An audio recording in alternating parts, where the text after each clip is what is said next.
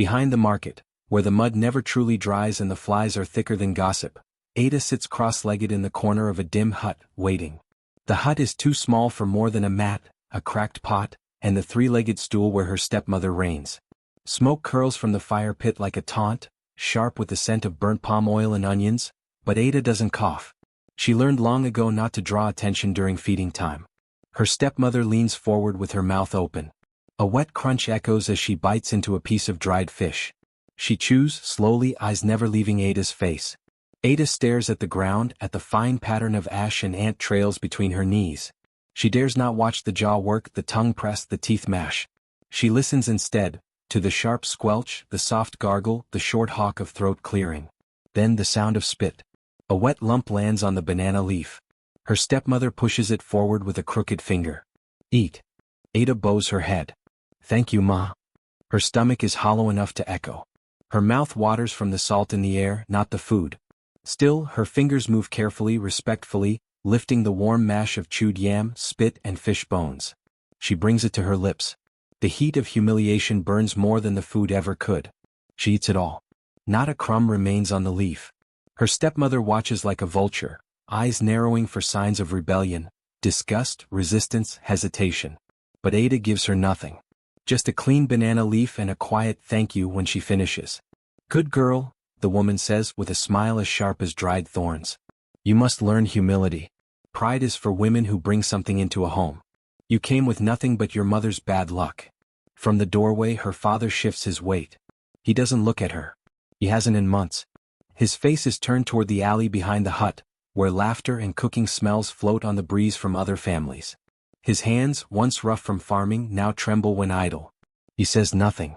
Ada stands, the nausea curling around her ribs like a second spine. She doesn't run. She doesn't cry. She leaves the hut and goes to the back where the wastewater is dumped and leans against the cracked wall, waiting for her stomach to settle. Around her, the world hums. Chickens clucking, children playing, traders calling out morning deals. But to Ada, it all feels muted, like she's behind glass, unseen, untouchable. At the well, two neighbor women whisper. One glances her way, then quickly looks down. The other shakes her head, then laughs too loudly. Ada doesn't need to hear the words. She knows what they say. That girl eats spit food. That's what happens when you're born unlucky. She's being trained, that's all. It's better than starvation. Her stepmother is just trying to discipline her. That's a mother's job. What can her father do? A man can't interfere in women's matters. The shame is a blanket she can't shake off. She walks past them like she doesn't hear. Like she's never heard. At night, the hut is quiet. The mat is thin and she curls around her empty belly, praying to forget the taste still clinging to her tongue. Her dreams are strange now, women with no mouths, children made of smoke, and a giant hand that presses her face into the dirt while others clap. When she wakes, the air is still and thick with sweat. Her stepmother snores. Her father's back is turned. One morning she tries to refuse. The food is worse that day, sour and mushy from being half swallowed and spat out again. Her stomach cramps even before she touches it.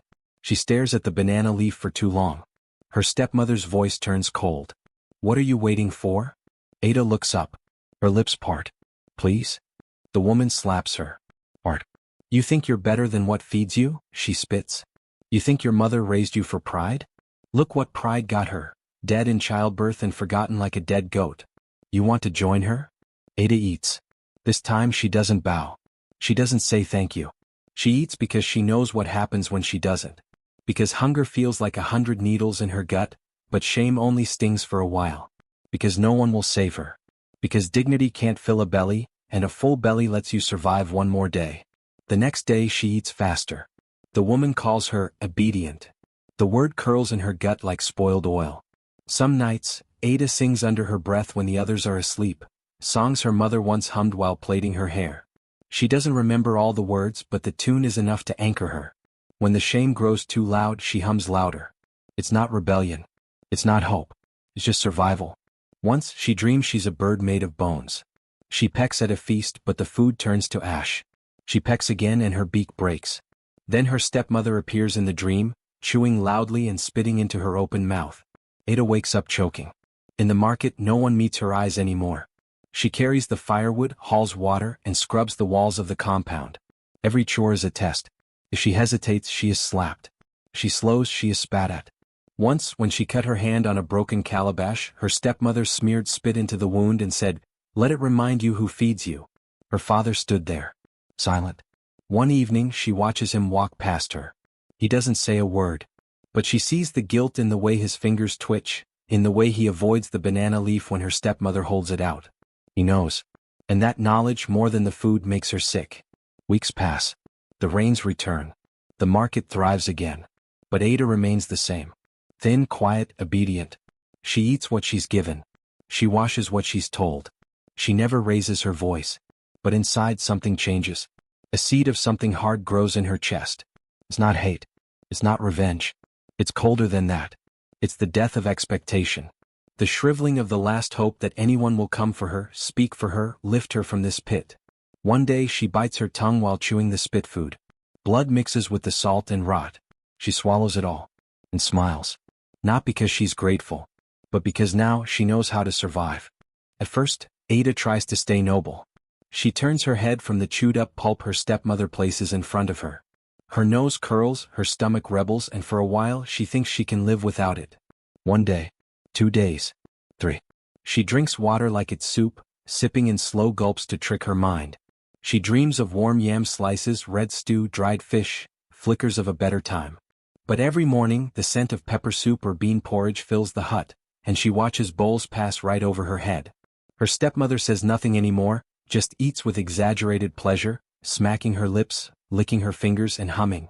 Her father watches it all with the stillness of a stone. On the 5th day, Ada folds. It's a quiet collapse. Her body doesn't fall, her voice doesn't crack. Her eyes don't even tear. But her hands tremble when the banana leaf is laid before her, glistening with spit and softened ebia mashed into a cold paste. She doesn't think, only reaches forward. There's no dignity left, only the deep ache inside her belly and the slow burn of hunger climbing her ribs. Her stepmother smiles without teeth. "You've finally learned." The taste is worse than she imagined. Sour. Mucus thick. Her stepmother chews with heavy molars and missing teeth, and every bite tastes like old breath. But Ada does not gag. She does not flinch. She chews and swallows again and again, her fingers folding around each bite like they were blessings. Her body devours it, even as her soul folds inward. Her father still says nothing. After that, the ritual continues like clockwork. Each day, Ada receives her portion secondhand. Sometimes it's beans, sometimes pounded yam. She no longer flinches at the texture, or the lukewarm spit sliding down her throat. She doesn't taste the food. She counts it. 7 chews. 10 chews. 12. Gulp. Repeat. At school, the other girls whisper about her smell. Hunger makes her sweat sour. Her uniform hangs off her frame like it belongs to someone else. Her cheeks hollow out, her eyes sink, but she says nothing. Teachers pat her head and offer scraps from their plates when no one is looking. She never refuses. But those rare gifts make her anxious. She hides behind the latrine to eat them, afraid her stepmother will somehow smell it on her breath. The first time a teacher asks if everything is okay at home, Ada smiles. "Yes, Auntie. We have everything we need." Because to tell the truth would mean too many questions. And if she's removed from the house, who will feed her at all? The days stretch into weeks. Hunger becomes a presence, familiar, constant, a shadow wrapped around her bones. She learns to ignore it until it sharpens her. Her mind becomes a scalpel. She notices everything: who eats the most, who throws food away, which shops toss stale bread behind their stalls. She starts timing her walks home so she passes by just as the vendors close up. She picks crusts from the dirt when no one is looking. Her hands move fast. Her eyes stay down. One day she finds half a mango in the gutter. She looks around. No one nearby. She wipes it with her skirt, peels off the skin, and eats in a crouch beside the drainage. It's soft and sweet and tastes like memory. It makes her cry. But she doesn't let go of the seed until every fiber is scraped clean with her teeth. That night, her stepmother is late with dinner. Ada waits in silence. When the banana leaf arrives, she bows. She eats. She thanks her. Her stepmother watches her with narrowed eyes. "You're getting used to it," she says. Ada nods. "Yes, Ma." She doesn't ask why this is happening. She knows the answer already. To teach you humility. But she's beginning to understand what that means in her stepmother's mouth. It means breaking her slowly. It means reshaping her into something docile. Hunger as a tool. Spit as a chain. But Ada has learned something too. She has learned that shame is only powerful when you care who's watching. That silence makes you invisible. That survival is not about pride but patience. At church, the pastor preaches about Jesus fasting for 40 days. Ada watches the women nod and raise their hands in praise, bellies full of rice and beef. Her stomach growls, but she keeps her hands folded. She doesn't need 40 days. She's already halfway there. Maybe more. Maybe this is her own wilderness. Maybe her miracles will taste like boiled yam unsalted.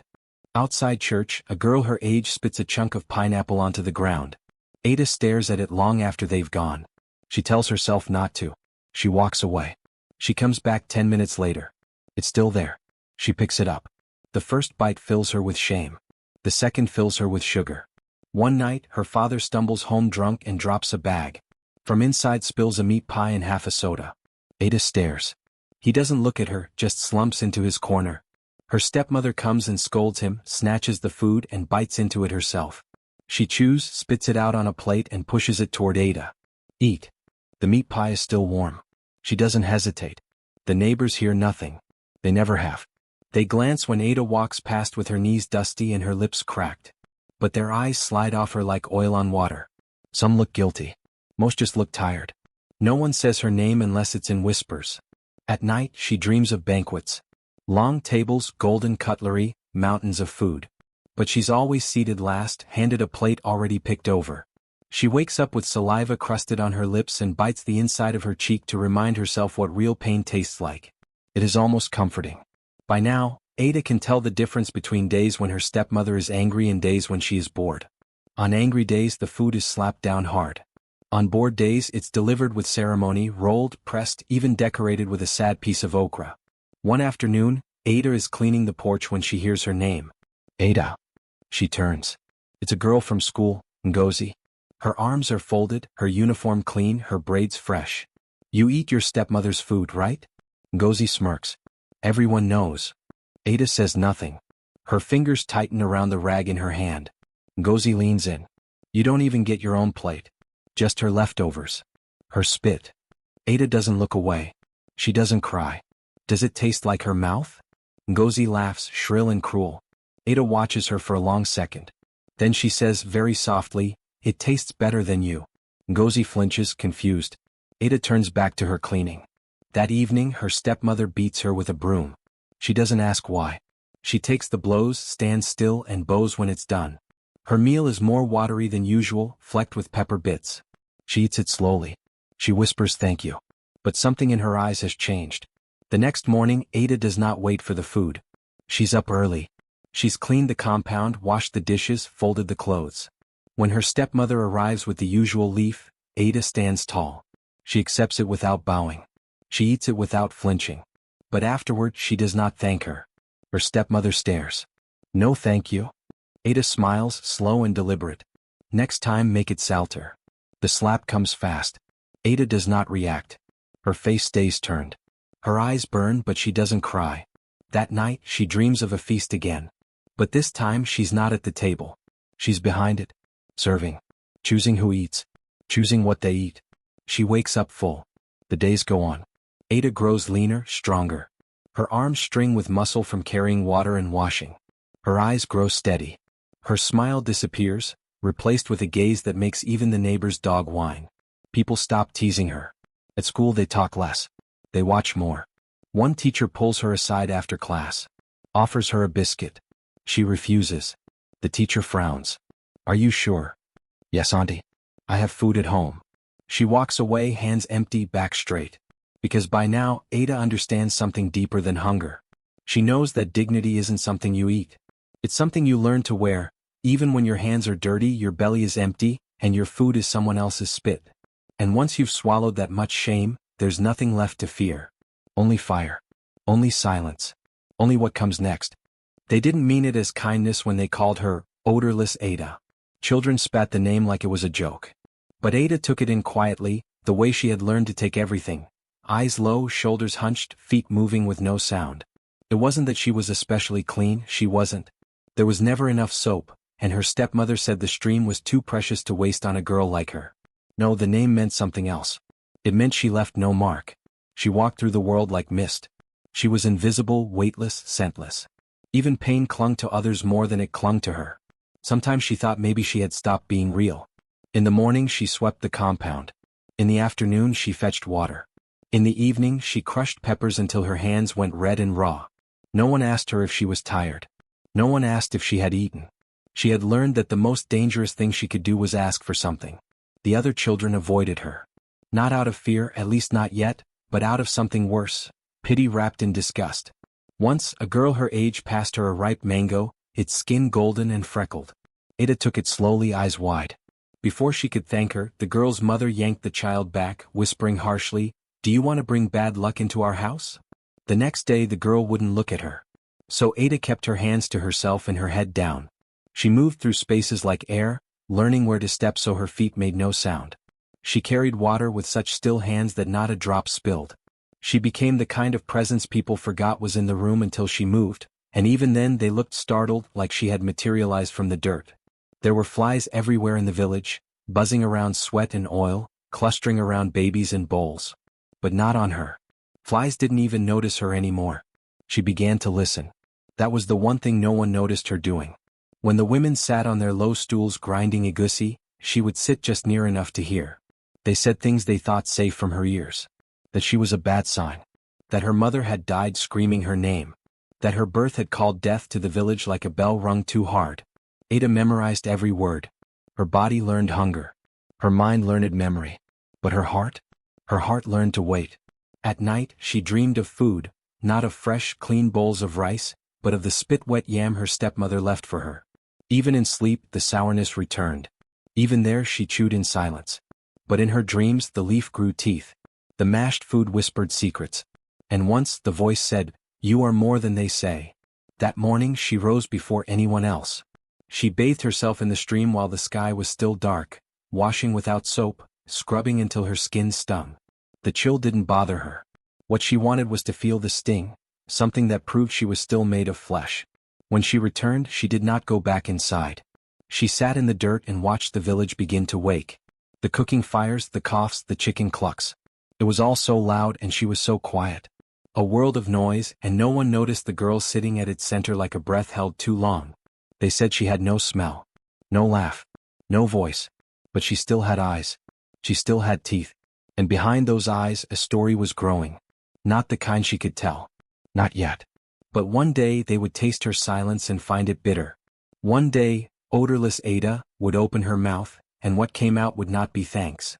The leaf was placed in front of her as it always was, damp, brown-edged, trembling slightly from the impact of her stepmother's hand dropping it. On it sat the usual pulp, a lump of half-chewed yam, glistening with saliva, mashed too soft for dignity. Ada looked at it. Her stomach ached. Her ribs pulsed from inside, hollow and restless. But something in her had changed. She didn't reach for it. Her stepmother watched, arms folded, daring her. "What are you waiting for? You think you're too good for food now?" The leaf stayed untouched. Ada didn't speak. She didn't look up. Her hands rested in her lap like they didn't belong to her. "You better eat that yam, Ada. Eat it now." Still nothing. The silence was thunderous. Even the flies seemed to pause in midair, waiting. And then it came. A slap, sharp and stinging, lighting up her cheek like fire catching dry grass. Ada's head snapped sideways, but she didn't cry out. Another slap followed. Then a push that sent her sprawling backward. The leaf landed near her knee, sticky pulp now clinging to the dirt. "You ungrateful witch," her stepmother screamed, reaching for the broomstick by the door. "I give you food, you spit in my face?" She brought the broom down hard again and again, on Ada's arms, her legs, her back. But Ada didn't wail.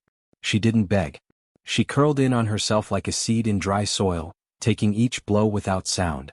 When it was over, her stepmother stood panting above her, sweat dripping from her chin, hatred in her breath. "Get out. Out." She dragged Ada to the door and shoved her outside, slamming the wooden bolt into place.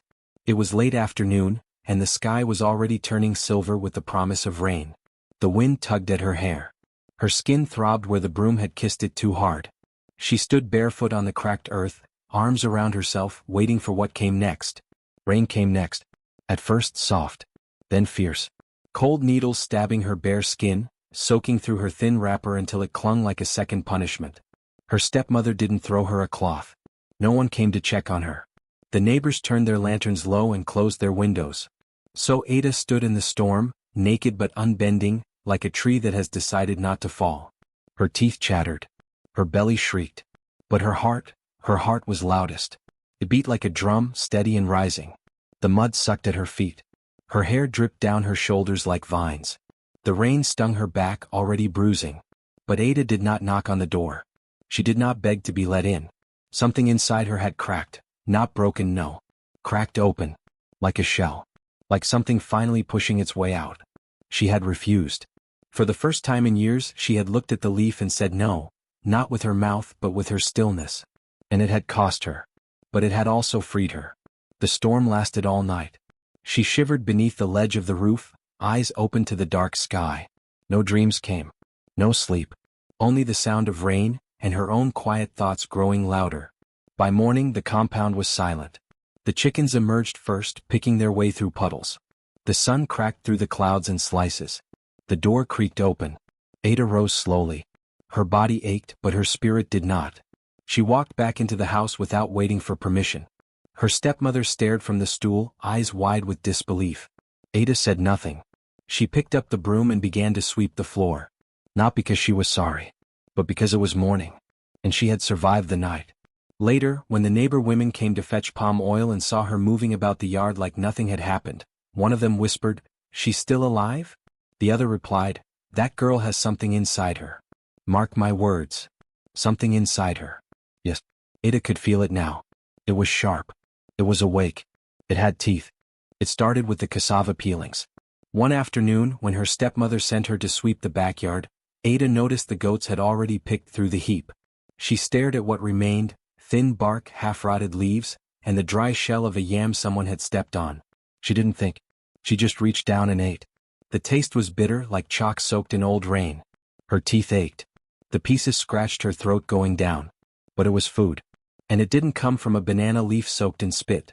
It didn't come with cruelty or conditions. It came from the earth, from rot, from the edges of what others threw away. She crouched beside the compost pit and chewed like an animal, careful not to let the neighbors see. She washed her mouth afterward with a gulp from the goat's water trough, wiping her face with a corner of her wrapper. That night she slept with something in her belly. It wasn't full, but it was hers. And so it began. Every day Ada learned to forage, not in forests but in spaces behind houses, beside market stalls, under trees where wind knocked down unripe fruit. She became expert at spotting what could pass as food and what could not. Papaya seeds. Wild bitter leaves. Half-rotten okra that hadn't yet turned to slime. She stopped waiting for permission to eat. If hunger was going to kill her, it would have to work harder. It was in these quiet, desperate days that she met the goat.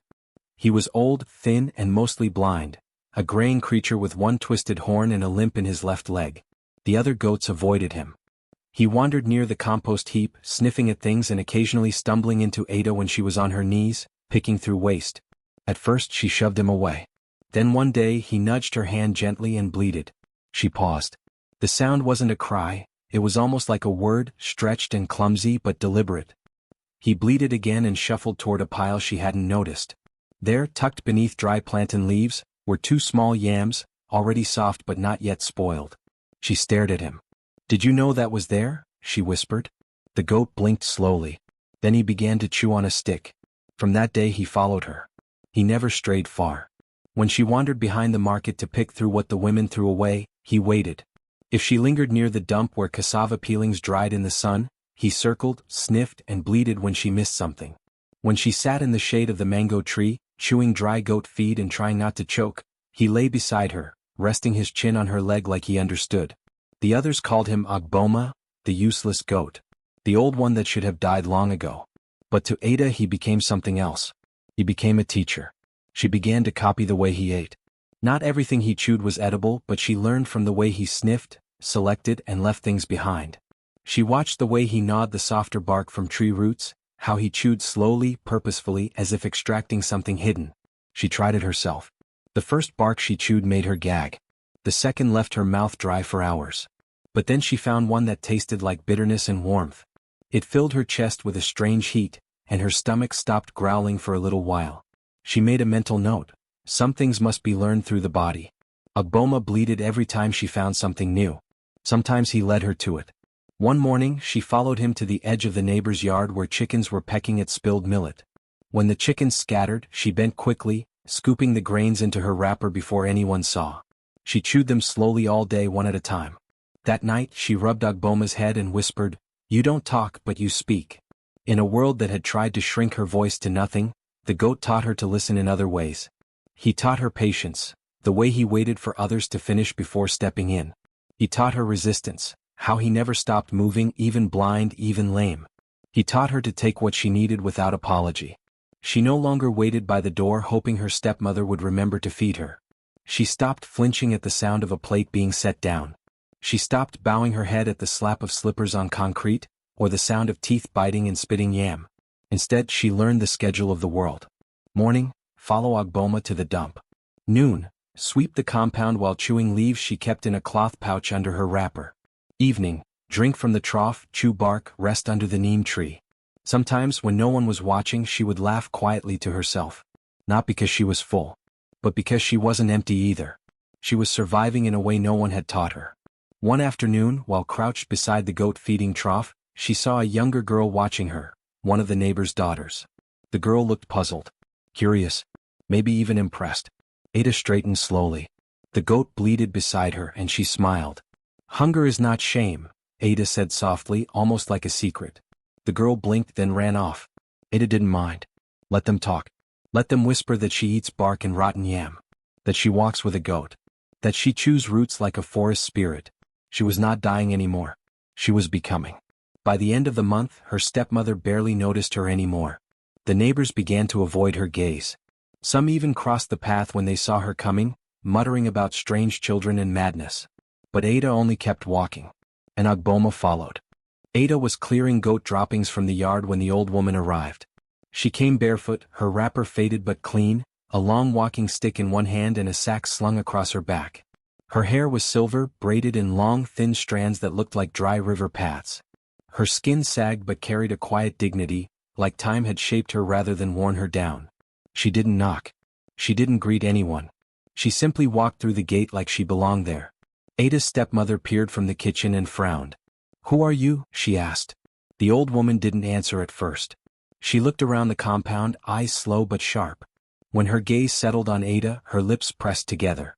"I am Beek," she said. "My sister's daughter gave birth here once. Before she died." Ada froze. Her mother had never spoken of extended family.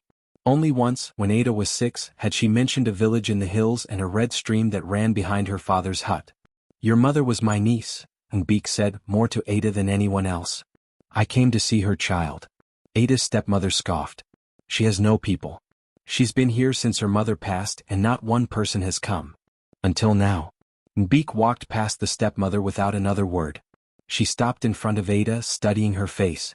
Her eyes were cloudy with age, but Ada felt no confusion in them. Only recognition. "You look like her," Beek said. "But your mouth is not hers." Ada dropped her gaze. She hadn't spoken in months, not since hunger swallowed her pride, not since laughter from the kitchen had turned to mocking. Her mouth had learned only to open for leaves and bark. Still she wanted to ask, "What was my mother like?" But the words wouldn't come. Beek nodded slowly as if she heard the question anyway. "She was quiet but not silent," the old woman said. Her voice could cut palm fronds. "Yours? It has been soaked in spit for too long." She reached into her sack and pulled out a parcel wrapped in old cloth. She handed it to Ada with both hands. Inside were 3 things: bitter cola, ground charcoal, and the dried, cracked skin of a long red pepper. "Eat this when the moon is high," she said. 1 bite of cola for strength. Charcoal on the tongue to burn off shame. Pepper for memory. Ada looked up, eyes wide. Beek bent close. "Spit is not the end," she whispered. "The tongue can be reborn." Ada clutched the parcel to her chest. By nightfall, Beek was gone, no goodbyes, no lingering. The compound fell silent again, except for the creaking of the gate as it closed behind her. Ada sat beneath the neem tree with Ogboma beside her. She opened the cloth slowly. The cola gleamed, bitter and perfect. The charcoal powder smelled of smoke and earth. The pepper skin curled like a warning. She remembered her mother's lullaby, half of it anyway. The part where the stars waited to hear the child's name. Ada hadn't said her own name aloud since her mother's funeral. She bit into the cola. It was awful. It seared her gums and numbed her tongue. Tears came. Then she pressed her finger into the charcoal, rubbed it against her tongue. Her mouth filled with dust and ash and something deeper, the taste of something old being wiped clean. Finally she sucked the pepper skin. It burned her throat and brought a sound out of her chest. Not a word, not yet, but something close to a growl. A beginning. Ogboma stirred beside her. Ada put the parcel aside, lay on the hard earth, and whispered into the dark, hoarse and broken. Ada. The name didn't sound like it used to. Cracked. It shook. But it came from her. Not given. Not taken. Reborn. The pepper dust didn't just sting her tongue, it lit her whole body on fire. At first, Ada couldn't swallow the bitter cola without choking. The dried pepper skin clung to her throat like thorns. Each bite brought tears to her eyes, not from sorrow but from sheer, blinding pain. But she didn't stop. She couldn't. She waited until the house was quiet, the stepmother's breath thick with sleep. Then she crept to the back of the hut, where she hid the packet the old woman had given her. She'd unwrapped it carefully the first time, hands trembling. She'd never seen bitter cola before. It smelled like soil and thunder. She crushed it with a stone, sprinkled the flakes into her leaf of chewed yam, and added the slivered skin of dried pepper until the pulp turned red and angry. The first time she thought she might die. She gagged and spat half of it out behind the shed. Her lips swelled. Her stomach flipped. But something strange happened that night. She dreamt. Not the dull, shapeless dreams of hunger, where time melted and her limbs felt like sticks. No, this dream was alive. Her mother stood at the edge of a burning field, her dress made of smoke, her hands outstretched. Behind her, shadows danced and sang songs Ada had never heard before but somehow knew. The woman spoke without moving her mouth, and though the words were muffled, Ada woke with one echoing in her skull. Njiko. She didn't know the meaning but it burned through her like the pepper. A kind of link. A kind of root. The next night she did it again. Crushed cola. Sliced pepper skin. She forced every bite down her throat, welcoming the fire. She began to whisper the word her mother left behind like a chant, until sleep took her again. The dreams came stronger this time. Now she wasn't just seeing her mother, she was hearing her. A song poured through the darkness. Spit may shame the body but fire births the tongue. Each day Ada became more alert. Her ears caught whispers the wind carried, her nose picked up the scent of lies and jealousy. Her stepmother's voice began to tremble around her. The woman didn't know why. Nothing in Ada had changed on the outside. But her eyes had started to glow with something hot and unspoken. One afternoon her stepmother caught her with the leaf early. The woman snapped it from her hands and smelt it. "What's this?" she asked, face wrinkling. "Food," Ada said simply. "This is not what I chewed." Ada didn't blink. "No," she said. "It's mine." The slap came as always. But this time Ada didn't stagger. Her head remained straight. Her eyes didn't drop. And her mouth bled pepper when she smiled. She knew the woman would watch her more closely now. So Ada grew clever. She tucked the bitter cola in the folds of her skirt, slipped slivers of pepper beneath her tongue. Sometimes she swallowed the powder dry, let it coat her throat like defiance. Her belly began to change. The twisting ache of hunger was still there, but it was something she could stand outside of now, observe, even shape. It no longer owned her. Her dreams grew longer. Her mother's face became clearer, her voice firmer. "Do not let their spit become your silence," the woman said, standing beneath a tree that pulsed with red fruit and snake skins. Swallow only what strengthens. Spit what curses. Burn what binds. Each morning Ada awoke gasping, drenched in sweat. Her tongue was sharp with language she did not know during the day but felt fluent in at night. Words of old mothers, buried names, forgotten chants. Her stepmother noticed she had stopped flinching. "She's growing stubborn," the woman whispered to Ada's father. "She's just quiet," he replied. But even he didn't look at Ada for long anymore. One evening the blind goat bleated 3 times near the fence. Ada rose quietly and followed. The moon was low, swollen like a wound. The goat led her to the edge of the compound, near the old mango tree. There, under a pile of rocks, Ada found a gourd. She knew it was left by the old woman. Inside, more pepper skin but mixed with something darker. Crushed charcoal and a waxy black paste that smelled like the bottom of a storm. Ada tasted it. Her body shuddered violently and her legs gave way. She fell to her knees, retching, sobbing, burning. But even as her stomach twisted, her mind exploded with vision. The tree above her seemed to speak. The soil felt like memory. And in the shadow of the mango trunk she saw her mother again, not as a ghost this time, but as a woman holding a clay bowl. Speak with your mouth, she said. Asterisk, speak with your fire. Asterisk. After that night, Ada didn't wait for the chewed food anymore. She ate it only to disguise the truth, to keep the illusion alive. But she was feeding herself now. With the cola, with pepper, with things no one else could taste. One morning her stepmother spat the food too close to Ada's face. Ada stared at her, unmoving. The woman laughed nervously. What? You think you're too good for spit now? Ada didn't answer. She took the leaf. She turned her back. But behind the hut, she opened her cloth, revealed the pepper paste and smeared it onto the yam pulp. She held it under her nose and breathed in deeply before swallowing. By the time she stepped back into the house, her tongue was tingling, her chest pounding with words she hadn't yet learned to scream. But soon she would. The blind goat waited by the doorway, chewing slowly like it knew. Each bite was a ceremony. Each mouthful a small rebellion. Ada no longer ate to survive. She ate to remember. To become. To burn. The moon was new, the sky heavy with stars like scattered bone dust. That night, the village lit fires that could be seen from the hills. Drums echoed from the square, and the stepmother's house buzzed with preparations. Ada scrubbed the floors with bitter leaves, swept charcoal dust from the corners, and boiled yam water until her fingers looked boiled too. The feast was not for her, but she moved like it was. She knew what was coming. A messenger had come earlier, announcing the arrival of a distant uncle from the father's line, a man with coin, cattle, and influence. Everyone rushed to make the compound shine. Fresh cloths were laid, the best bowls polished. Ada was told to fetch palm wine, climb trees for ripe pawpaw, and pluck the hens that would be cooked in pepper stew. Her arms ached. Her mouth burned from crushed seeds she chewed in secret. As dusk fell, the guests arrived. The father laughed too loud. The uncle's voice was smooth as cassava dough, but sharp as bone underneath. He looked Ada over once and turned away, uninterested. She was used to it. They always looked through her like mist. When the meal was served, Ada was not allowed at the main table, of course. She stood behind her stepmother like a shadow, hands folded, lips closed. Then the stepmother turned suddenly, holding out a leaf of yam. Ada, she said sweetly, voice like spoiled honey, come take. Ada stepped forward. This girl, the stepmother announced to the room, cannot cook. She cannot speak. She only eats what I've already eaten. My spit is her sauce. Laughter rippled through the room. The uncle chuckled, coughed, and nodded. Even Ada's father smiled into his bowl. The stepmother chewed a bite of the yam stew, exaggerated her chewing, and spat it into a clean green leaf. Here, she said, handing it to Ada like a gift. It. Show them how you eat. Ada looked at the leaf.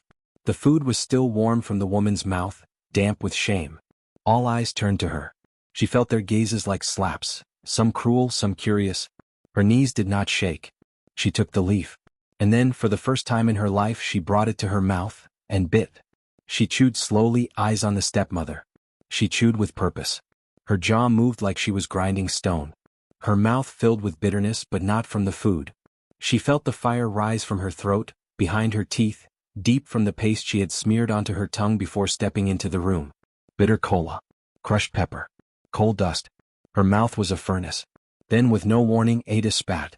She spat the chewed food back into the same leaf. The wet thud echoed in the hush. The room froze. The laughter stopped. The uncle blinked. Her father gasped. One of the younger cousins dropped his spoon. But Ada did not stop. She stepped forward and held the leaf out. For you, she said quietly, firmly. Let's eat together. The stepmother's mouth dropped open. Her eyes bulged with fury. For a moment she didn't move. Then she lunged, hand raised, mouth wide, a scream forming. But before she reached Ada, something blurred past the doorway. The blind goat. It butted the woman square in the stomach. She fell backward, crashing into a pot of soup, shrieking. Pepper oil flew. Her fine wrapper stained. The room erupted in chaos. But Ada stood still. The goat turned its blind face toward her and bleated once. Then again. Then, as if satisfied, it ambled back toward the courtyard and sat. The guests stared in stunned silence. The uncle cleared his throat and stood. This is madness, he said, but his voice faltered. Ada looked at him calmly. Is it madness to return what does not belong in my body? She asked. No one answered. Her father rose halfway, then sat again, unsure. Her stepmother moaned from the floor, but no one rushed to help her.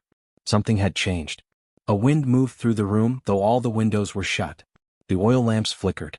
Ada turned and walked away. No one called after her. She stepped into the night air, head high, lips burning with fire. Her legs felt like tree roots. Her breath tasted like rebellion. From the corner of the compound, the old woman stood beneath the almond tree, watching. "You spat," the woman said. "I did. And? I'm not hungry anymore." The woman smiled, a slow, cracked smile that smelled of ash and blessing. "The tongue," she said, "remembers its mother when it's burned enough." Ada nodded. Inside the house, silence reigned. No one knew what to say. No one touched the food again. That night, Ada did not sleep in the back of the hut. She walked beyond the compound to where the road forked toward the hills. She sat on a stone beneath the stars and listened. She heard her name spoken by crickets. She heard the ground hum. And in the wind, her mother's voice came again. "Speak, child." "I have," Ada whispered. "Then speak more. Until they forget how to silence you." She stayed out until the sky began to lighten. When she returned, the goat was waiting at the gate, chewing. Her stepmother avoided her eyes for days. Her father began to stammer when speaking to her. The guests whispered. The uncle left early. People began to say the girl had swallowed fire. That she dreamed aloud. That when she chewed, the food burned with truth. And Ada? She spat back once. And the world remembered how to listen. At first, her voice came back like a wounded animal, small, raw, unsure of its own sound. In the early mornings, Ada would stand behind the hut, facing the trees, and whisper into the branches. Her tongue still ached. Her throat felt lined with coal. But she spoke. She said her name. Once. Twice. Then again. Ada. Cracked at first. But each time, the word settled more firmly in her mouth, like a seed rooting itself into soil. She began to speak to the goat, who always lay curled beside the kitchen wall. She told it what she remembered, about the first time she chewed someone else's spit and didn't cry, the first time she swallowed pain like porridge. The goat never replied, but it always looked at her, ears twitching like it understood every syllable. She began to hum. Old songs her mother used to sing returned, not in full but in flickers. The one with the river and the calabash. The one about the drum that talks to the moon. The one with a girl who loses her tongue but learns to speak through thunder. Ada sang them softly, hands soaked in water, voice trembling but present. The neighbors noticed. They heard her through the thin compound walls. Some mothers pulled their daughters away when she passed. Others nodded at her once tightly. The village elder's youngest girl, barely 10, began to follow Ada when she fetched firewood, never saying a word, only walking 2 paces behind. When Ada turned once and asked her why, the girl whispered, "Because you sound like what I don't know how to say." That evening, Ada sat under the almond tree and did what she had never dared. She spoke her story aloud. She told how the first bite tasted of shame. How the second felt like drowning. How the third time she stopped tasting anything at all. She told how her name was taken not in one blow, but in small, steady bites, like rats feasting on cloth in the dark. And as she spoke, more girls appeared. One by one they sat beside her in the dirt, not asking, not explaining. Just listening. One had a bruise shaped like a broom handle behind her ear. Another still smelled faintly of cassava peel and fear. A third refused to meet Ada's eyes but clenched her fists in the grass until her nails bled. None of them asked questions. And Ada for once did not cry. The next day, a woman who sold salt in the market came to her with a bowl of water. "I heard what you said," she murmured. "I didn't say anything when it happened to my sister. I thought silence was mercy." She left the bowl behind. Later, the village priestess stood beside Ada at the well. "Your stepmother says you are possessed," she said flatly. "And what do you say?" The priestess didn't answer at first. Then, with a strange half-smile, "If truth is possession, may more of us catch it." Word spread. Not of a mad girl, but of a girl who had swallowed every insult, every humiliation, and learned to name each one without shaking. They began to call her by her name again. Not that one. Not mute girl. Not stepchild. It tasted different now when she said it. Like water after dust. Like pepper but sweet underneath. She wore her name like a new cloth, plain but clean and sewn with her own hands. The girls kept coming. They didn't need answers. Only space. Ada gave them that. And when the older women passed by with downturned faces, when the men muttered about dangerous mouths, Ada did not flinch. She just said her name again. Louder. Clear. Ada. And for the first time it echoed back. Years passed. The sky changed its color many times. The trees grew new scars and rings. The compound where Ada once swallowed shame grew quiet, and then overgrown. The kitchen that once knew only bitterness was now smoke and weeds. But elsewhere, far from that place, another kitchen stood. This one hummed with warmth. The walls were low, open to the breeze and lined with jars, every color of pepper, ground herbs, bitter roots, preserved fish, honeyed beans. Children darted in and out, their laughter chasing the scent of stew. A line formed every morning before the sun finished rising, not out of desperation but ritual. It was a place known by name, and that name was Ada's. She wore no fine wrapper. She wore no crown. But when she stepped outside, people stood straighter. Her hair was bound with a cloth the color of palm oil, and around her neck, a single carved bead, black with a tiny crack near its center. Every morning before the pot touched fire, she fed the blind goat. Yes, the same one. Older now, slower, its beard graying like an old chief's. It followed her still, its head pressed against her thigh as she stirred. It had survived all those years as if waiting just to see this. Then Ada would light the fire. Not with dry leaves. Not with splinters. But with the legs of a chair, her stepmother's old chair. It had taken her years to return to the compound and find it still sitting there, under dust, a throne for cruelty. She said nothing when she saw it. She simply carried it away. Now it was fuel. Every time she struck the match, she looked the flames in the eye.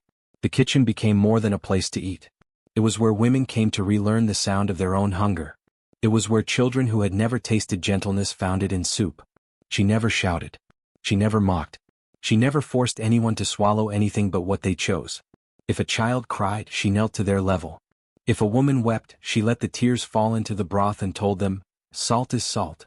Let it flavor you." When travelers came and asked who she was, some said, "Ada, the girl who used to be quiet." Others said, "Ada, who swallowed hell and learned to cook from it." But when asked directly, when someone bold enough stood beside her and asked, "What made you strong?" Ada never hesitated. She stirred the pot once. Then she said, "The hunger that refused to die." They never understood it at first. They thought she meant physical hunger, the kind that bloats bellies and breaks backs. But those who stayed longer began to see, she meant the hunger to be whole. The hunger to be heard. The hunger to feed and be fed without shame. One night, a girl crept into the kitchen just before closing. Thin eyes too old for her face. She said nothing. Ada simply nodded. She gave the girl a stool to sit and a warm bowl of porridge, not too hot, not too sweet, just enough. She didn't ask questions. She never did. When the girl finished, she didn't thank her. She just looked up and whispered, "I didn't know my mouth could still feel warm." Ada only smiled, wiped the girl's lips gently and whispered, "It remembers. Even when you don't." Later that night, when the fires had gone out, when the goat had curled against the kitchen wall, Ada sat by herself. She didn't speak. She didn't hum. She only listened to the quiet. Because for so long, her life had been filled with other people's noise, their cruelty, their laughter, their disgust. Now the silence was hers. She held it like a full bowl. And when the stars blinked above her like old friends, she whispered once, just once, to the night, "Ada, I am still hungry." But this time it wasn't for food. It was for the next girl. The next story. The next fire to light.